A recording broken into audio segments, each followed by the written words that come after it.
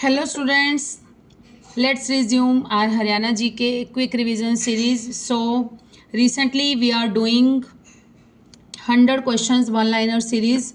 So I have uploaded 21 videos, 2100 questions we have completed. Today we are going to start from 2101. So without wasting time, let's start. Aravalli की पहाड़ियाँ Haryana dash भाग में पाई जाती हैं। हरियाणा के दक्षिण भाग में पाई जाती हैं अरावली की पहाड़ियाँ हरियाणा के दक्षिण भाग में।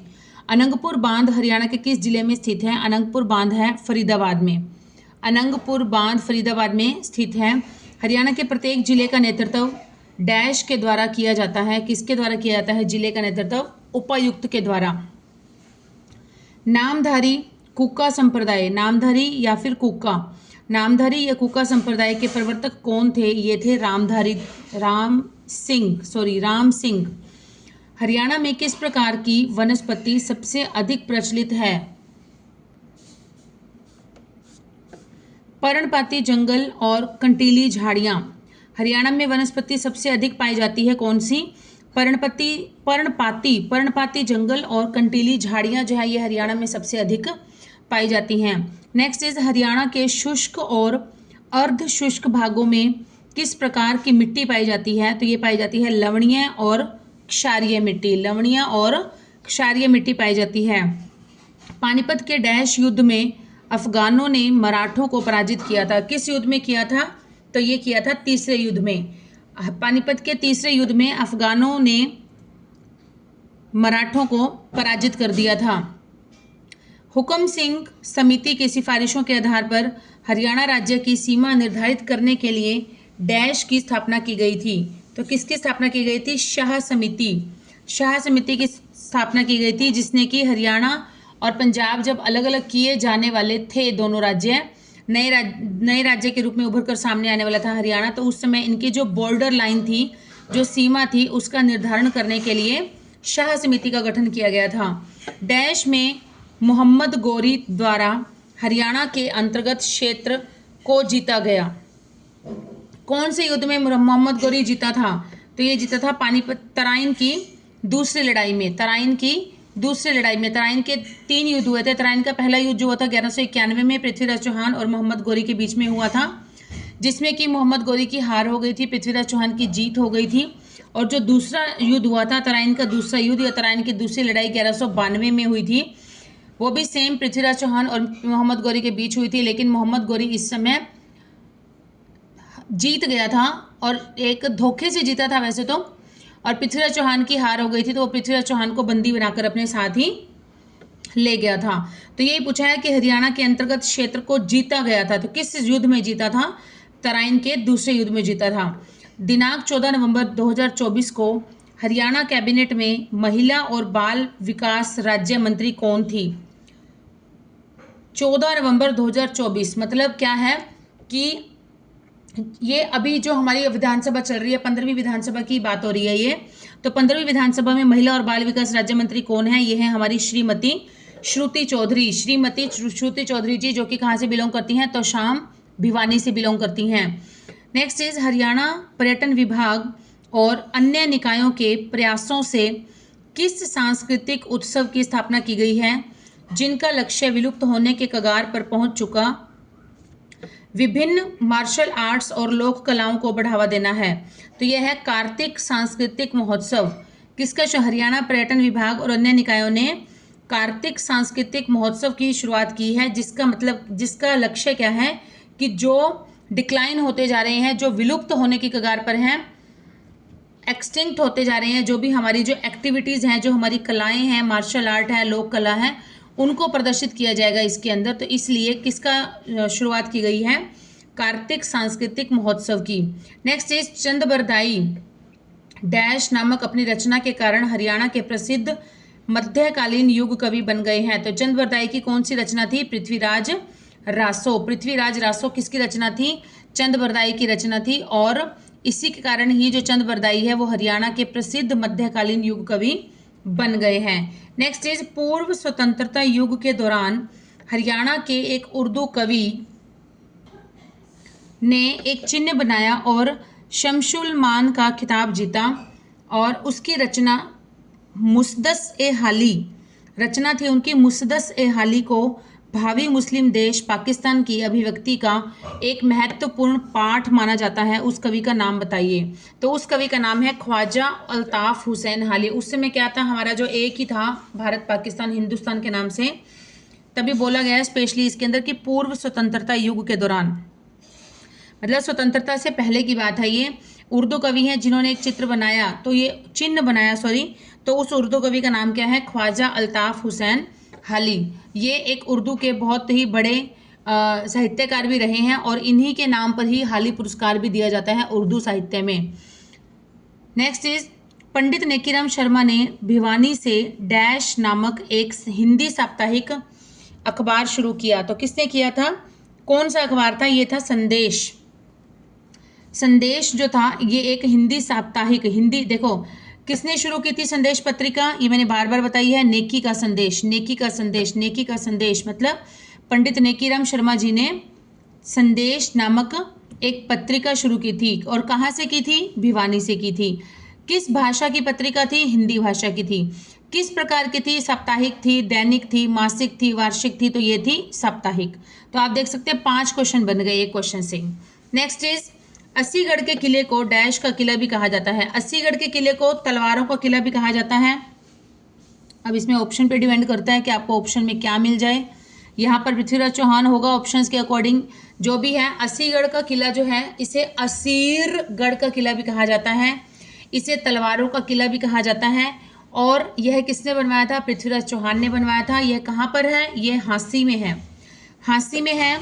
और बाद में जॉर्ज थॉमस ने इसे अपनी राजधानी बना लिया था। जॉर्ज थॉमस यहाँ पर आकर रहने लग गया था, और इसी को ही जहाज कोठी के नाम से भी जाना जाने लगा था, क्योंकि ये एक जहाज की शेप में था इसलिए।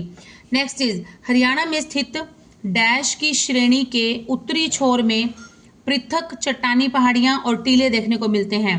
तो किसके उत्तरी छोर में, अरावली के।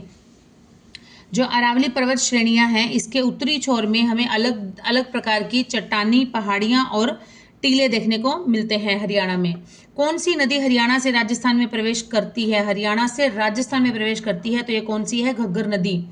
घग्गर नदी हरियाणा से होती हुई, सिरसा से होती हुई ये आगे जाती है कहाँ, हनुमानगढ़ चली जाती है। ये तलवाड़ा झील से आगे हनुमानगढ़ चली जाती है, और तो हनुमानगढ़ में जाकर ये बहुत ही विलुप्त हो जाती है, मतलब ये है घग्गर नदी। और घग्गर नदी जो है ये हरियाणा के 5 जिलों में बहती है। कितने जिलों में, 5 जिलों में बहती है। घग्गर नदी को हरियाणा में घग्गर के नाम से जाना जाता है, और जब ये राजस्थान में प्रवेश कर जाती है तो इसे हाकरा नदी के नाम से जाना जाता है, और जब ये पाकिस्तान में होती है तो इसे नारा नदी कहा जाता है, नारा नदी। चलिए नेक्स्ट इज, लोकप्रिय मान्यता के अनुसार सन्निहित सरोवर में स्नान करना पवित्र माना जाता है, क्योंकि यह डैश का मिलन स्थल है। किसका मिलन स्थल है, 7 पवित्र स्थानों का मिलन स्थल है, 7 पवित्र नदियों का, 7 पवित्र सरस्वती लिखा है यहाँ पर। बड़खल झील और सूरजकुंड झील कहाँ पर है, ये है फरीदाबाद में स्थित है। बड़खल झील और सूरजकुंड झील कहाँ पर है, ये दोनों ही फरीदाबाद में स्थित हैं। बड़खल झील पर एक फ्लावर शो लगता है, फ्लावर शो। अक्टूबर नवंबर के महीने में कौन सा शो लगता है, बड़खल झील पर फ्लावर्स का शो लगता है। और जो सूरजकुंड झील है इसका निर्माण किसने करवाया था, सूरजकुंड का निर्माण करवाया था तोमर वंश के राजाओं। तोमर वंश के राजा थे सूरजपाल, या उसका नाम अनंगपाल द्वितीय भी है। सूरजपाल या अनंगपाल द्वितीय ने करवाया था सूरजकुंड का निर्माण, और वहीं पर ही सूरजकुंड झील है। और यह अर्ध चक्राकार,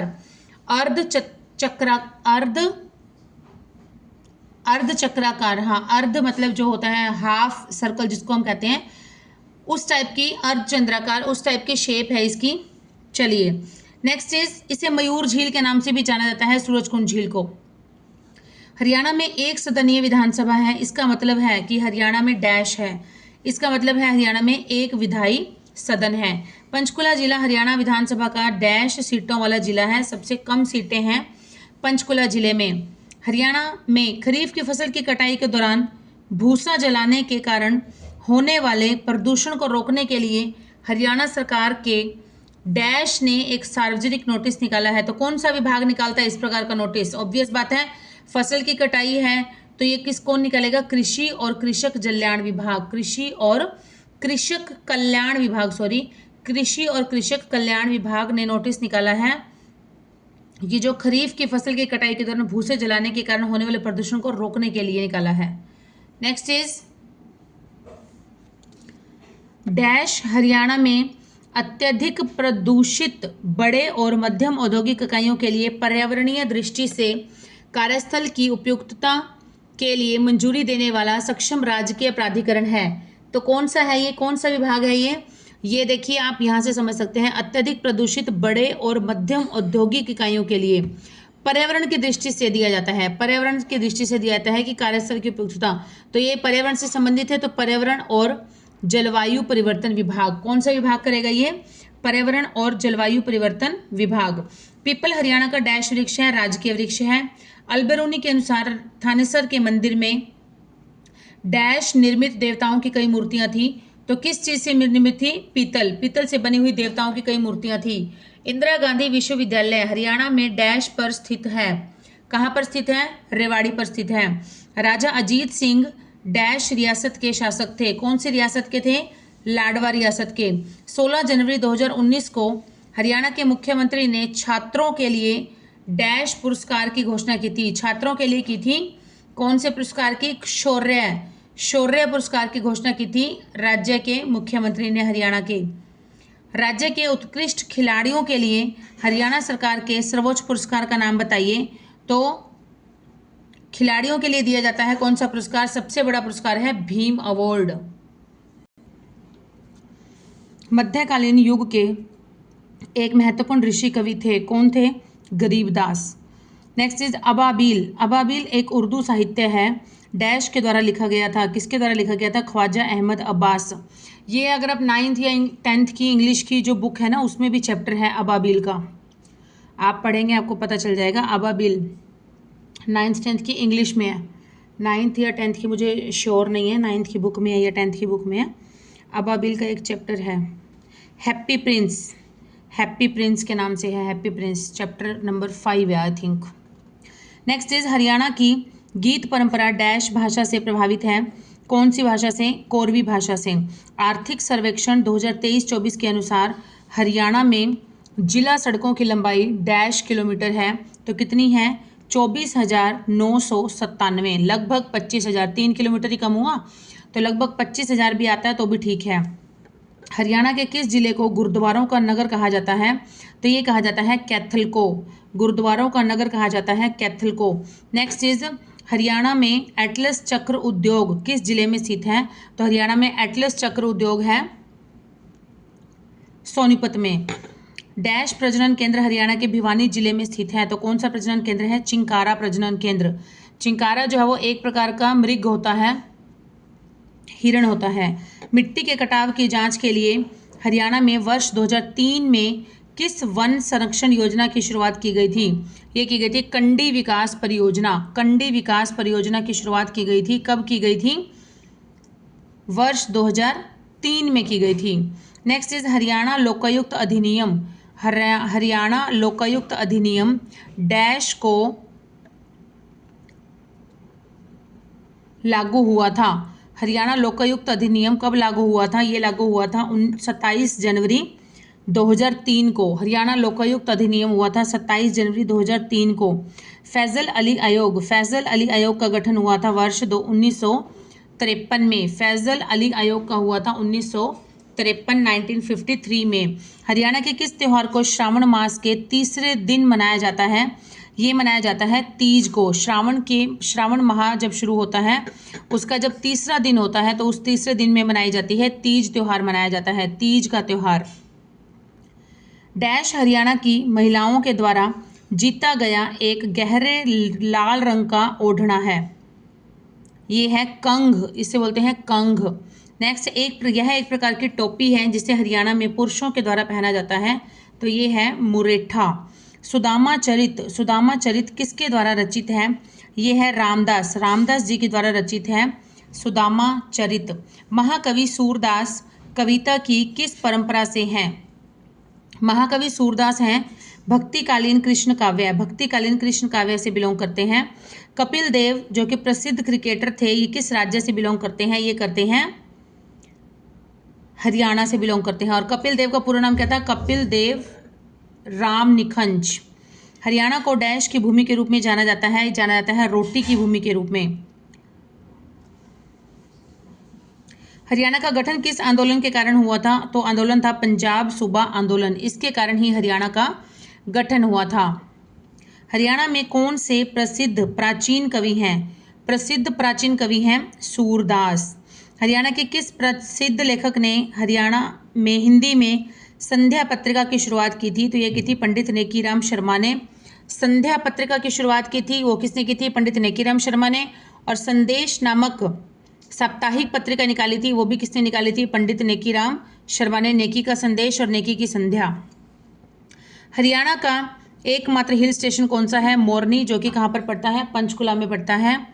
ओटू बैराज बांध किस राज्य में है? ये है हरियाणा में। ओटू बैराज बांध है हरियाणा में, हरियाणा के सिरसा जिले में है और ये घग्गर नदी पर बनाया गया है ओटू बैराज, और ये धनूर झील के नाम से भी प्रसिद्ध है।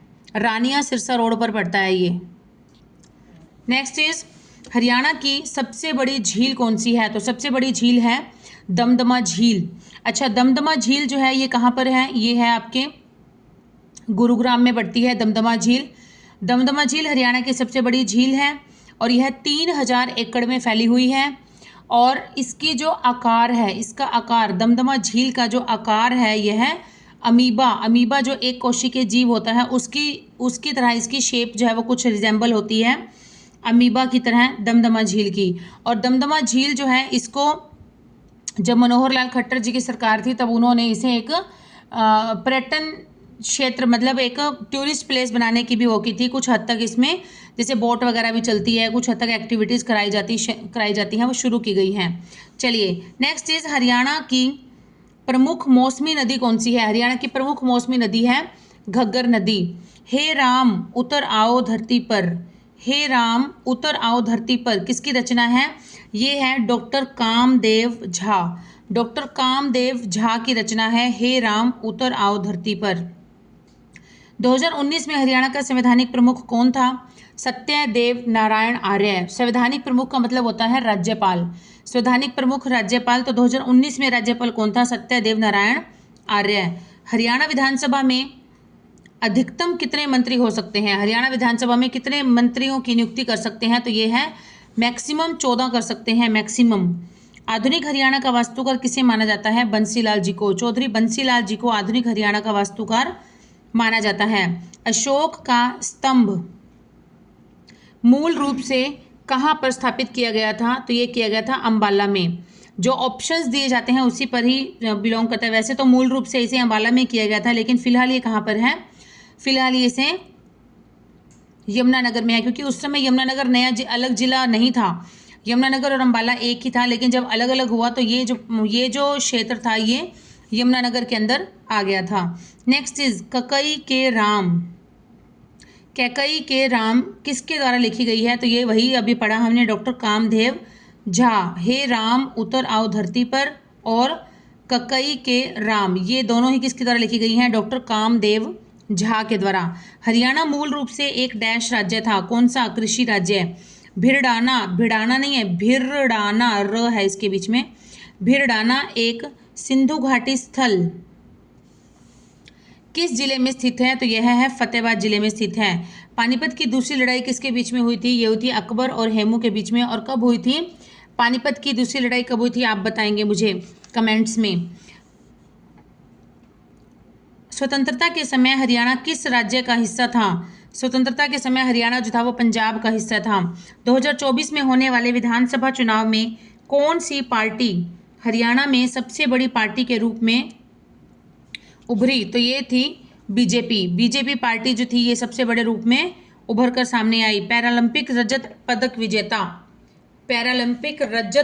विजेता डैश राजीव गांधी खेल रत्न पुरस्कार से सम्मानित होने वाली पहली भारतीय महिला पैरा एथलीट है। वह सोनीपत की रहने वाली है। तो इसका क्या नाम है? पैरा एथलीट है ये, इसका नाम है साक्षी मलिक। क्या नाम है इनका? साक्षी मलिक। पैरालंपिक्स में रजत पदक जीता, इन्होंने सिल्वर मेडल जीता है और राजीव गांधी खेल रत्न पुरस्कार से भी सम्मानित की गई है। और ये है पहली भारतीय महिला है जो कि पैरा एथलीट बनी है और सोनीपत की रहने वाली है। दीपा मलिक है, दीपा मलिक है ये। नेक्स्ट है, हरियाणा में मारुति के कितने विनिर्माण संयंत्र हैं? कितने विनिर्माण संयंत्र हैं? ये है 2। ओलंपिक में पदक जीतने वाली पहली भारतीय महिला पहलवान हरियाणा की है, उसका नाम है साक्षी मलिक। उनका नाम क्या है? साक्षी मलिक।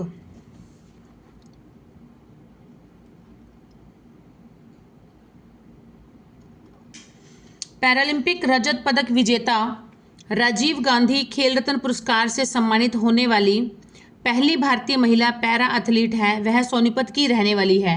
तो इनका क्या नाम है? इनका नाम है दीपा मलिक। इन्होंने पैरालंपिक सिल्वर मेडल भी जीता है और राजीव गांधी खेल रत्न पुरस्कार को भी प्राप्त हुआ है इन्हें। तो इनका नाम है दीपा मलिक। नेक्स्ट है, हरियाणा में मारुति के कितने विनिर्माण संयंत्र हैं? तो यह है 2। ओलंपिक में पदक जीतने वाली पहली भारतीय महिला पहलवान हरियाणा की है, उसका क्या नाम है? उसका नाम है साक्षी मलिक। पहली भारतीय महिला पहलवान है ये साक्षी मलिक, जिन्होंने ओलंपिक में पदक जीता है। Next is Raja Nahar Singh cricket stadium Haryana में है, इसका निर्माण डैश में करवाया गया था। तो किस में करवाया गया था? फरीदाबाद में कराया गया है। और हरियाणा में राजा नाहर सिंह स्टेडियम भी आता है, तो ये किससे संबंधित है? क्रिकेट से संबंधित है, ऐसा भी पूछ लिया जाता है। नेक्स्ट इज, पंडित लक्ष्मी चंद को हरियाणवी संगीत शैलियों रागिनी और सांग के लिए डैश नामक सम्मान दिया गया है। तो ये सम्मान दिया गया है सूर्य कवि नाम का सम्मान दिया गया है। गुरुग्राम महानगरीय विकास प्राधिकरण की स्थापना कब की गई थी? गुरुग्राम महानगरीय विकास प्राधिकरण की स्थापना की गई थी 2017 में।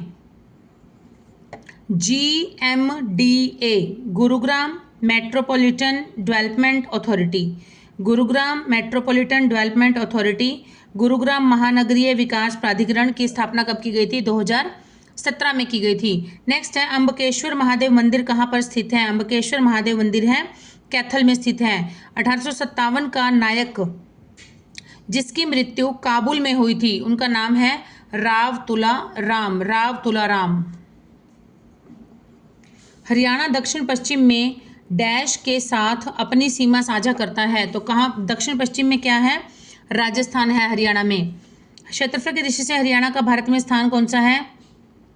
क्षेत्रफल की दृष्टि से हरियाणा का भारत में स्थान है, पहले 2011 से पहले था 21वां स्थान, लेकिन 2011 के बाद जो है इसका स्थान बन गया है अब 20वां, क्योंकि जब ये लद्दाख और जम्मू ये अलग अलग हो गए थे तो लद्दाख का जो क्षेत्रफल है वो हरियाणा से अधिक है, इसलिए अब इसका स्थान हो गया है 20वां।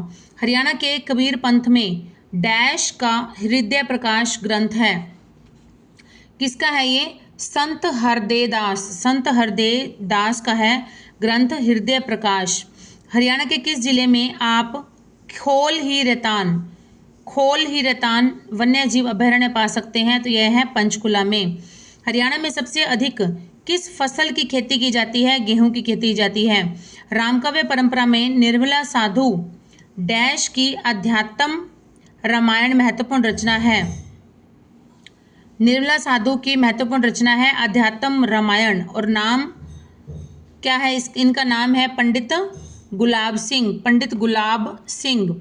डैश पुरस्कार हरियाणा सरकार द्वारा साहित्य में उत्कृष्ट योगदान देने के लिए इस विद्या में एक प्रतिष्ठित व्यक्ति को लाइफ टाइम अचीवमेंट अवार्ड से सम्मानित करने के लिए दिया जाता है। तो इसका नाम है सुर सम्मान।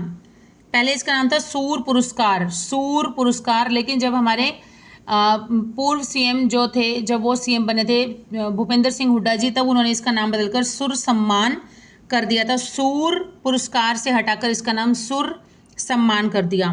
नेक्स्ट इज, हरियाणा की राजधानी शहर में रॉक गार्डन डैश के द्वारा बनाया गया था। तो किसके द्वारा बनाया गया था? नेक चंद सैनी, जो कि एक गवर्नमेंट एम्प्लॉय थे ये उस समय। डैश हरियाणा के सबसे लंबे समय तक रहने वाले मुख्यमंत्री थे। तो इनका नाम क्या है? इनका नाम है श्री बंसीलाल कह दो या चौधरी बंसीलाल कह दो, एक ही बात है। नेक्स्ट इज हरियाणा के पहले एडवोकेट जनरल कौन थे? पहले एडवोकेट जनरल थे श्री आनंद स्वरूप। 1 अप्रैल 2024 तक हरियाणा के 10 संसदीय निर्वाचन क्षेत्रों में से कितने अनुसूचित वर्गों के लिए आरक्षित हैं? तो 10 में से आरक्षित क्षेत्र हैं 2, और कौन कौन से हैं? अंबाला और सिरसा। 10 सीटें हैं लोकसभा क्षेत्र की, लोकसभा चुनाव की, लेकिन इसमें से 2 सीटें जो है वो आरक्षित हैं। कहाँ की? अंबाला और सिरसा की। नेक्स्ट है आयुर्वेद का प्रस्तावित राष्ट्रीय संस्थान डैश कहाँ पर है? ये है पंचकुला में है। आयुर्वेद का प्रस्तावित राष्ट्रीय संस्थान है पंचकुला में। हरियाणा का पहला साइबर पुलिस स्टेशन किस शहर या कस्बे में है? तो पहला पुलिस स्टेशन है गुरुग्राम में। पंडित नेकीराम ने हरियाणा में संदेश प्रकाशित किया। पंडित नेकीराम ने हरियाणा में संदेश प्रकाशित किया। यह संदेश एक क्या था? संदेश थी एक साप्ताहिक पत्रिका थी। साप्ताहिक पत्रिका, और कौन सी भाषा की थी? इसकी भाषा थी हिंदी। राम काव्य परंपरा के महत्वपूर्ण कवि मुखराम दास अग्रवाल हरियाणा के किस जिले से थे? राम काव्य परंपरा के महत्वपूर्ण कवि थे मुखराम दास, ये रोहतक से बिलोंग करते थे। टांगरी नदी हरियाणा की डैश नदी की सहायक नदी है? टांगरी नदी है घग्गर नदी की सहायक नदी। बीरबल का छत्ता हरियाणा के किस जिले में स्थित है? बीरबल का छत्ता हरियाणा के महेंद्रगढ़ जिले में स्थित है। हरियाणा में ग्लोबल सिटी शुरू करने का कार्य किसके द्वारा किया जाता है? ग्लोबल सिटी का किया जाता है HSIIDC। HSIIDC। हरियाणा विधानसभा चुनाव हरियाणा राज्य विधानसभा चुनाव डैश द्वारा आयोजित किए जाते हैं? तो ये कहते हैं भारत के चुनाव आयोग। किसी भी राज्य के विधानसभा चुनाव हो भारत के चुनाव आयोग के द्वारा आयोजित किए जाते हैं। नेक्स्ट इज राज्य स्तर पर राज्यों के वही अधिकार और कार्य होते हैं जो केंद्र स्तर पर भारत के राष्ट्रपति के होते हैं। तो राज्य स्तर पर कौन करता है ये कार्य कौन संभालता है? इस प्रकार के कार्य संभाले जाते हैं राज्यपाल के द्वारा, जो कि केंद्र सरकार में कौन संभालता है? सेंट्रल लेवल पर राष्ट्रपति संभालते हैं। हरियाणा के रामकाव्य परंपरा के महत्वपूर्ण किस कवि के द्वारा श्री राम कीर्तन रामायण की रचना की गई? तो ये की गई थी मुखराम दास अग्रवाल। मुखराम दास अग्रवाल जो हैं ये किस जिले से बिलोंग करते हैं? ये रोहतक जिले से बिलोंग करते हैं। गुरुग्राम का नाम डैश के नाम पर रखा गया? तो गुरु द्रोणाचार्य जी के नाम पर रखा गया था गुरुग्राम। हरियाणा में किस फसल की कटाई पर बैसाखी मनाई जाती है? तो रबी की फसल की जब कटाई होती है तब वैसाखी मनाई जाती है। गेहूं की फसल की कटाई होती है। हरियाणा के किस जिले में भगवत गीता की जन्मस्थली है? तो कौन सा जिला है भगवत गीता की जन्मस्थली? कुरुक्षेत्र। हरियाणा के पहले मुख्यमंत्री कौन थे? ये थे श्री भगवत दयाल शर्मा भी आता है, और ये झज्जर बेरी से बिलोंग करते थे, और ये इनको सर्वसम्मति से बनाया गया था। इनके समय में कोई चुनाव नहीं हुए थे।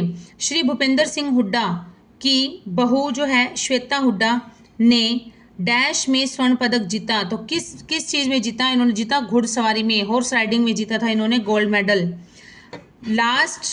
Today's last question of this video, last but not the least, Haryana police ने नई दिल्ली में आयोजित स्कोच 2019 शिखर सम्मेलन के दौरान किस ऐप के लिए उत्कृष्टता पुरस्कार जीता? तो ये जीता था दुर्गा शक्ति ऐप के लिए उत्कृष्टता पुरस्कार जीता था। तो आज हम कर चुके हैं कंप्लीट 2200 क्वेश्चन, 2200 क्वेश्चन हम कंप्लीट कर चुके हैं।